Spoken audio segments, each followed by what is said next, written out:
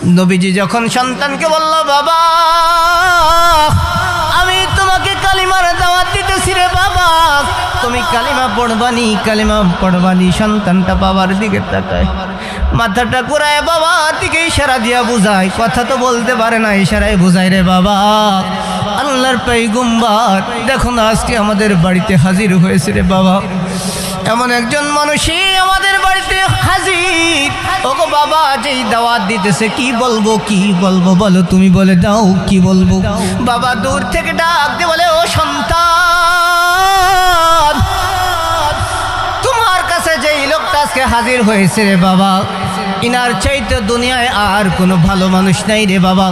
অতএব তিনি যা বলে তুমি তাই মেনে নাও, আমার কথা তোমার মানা লাগবে না, তুমি তার কথাটা মেনে নাও।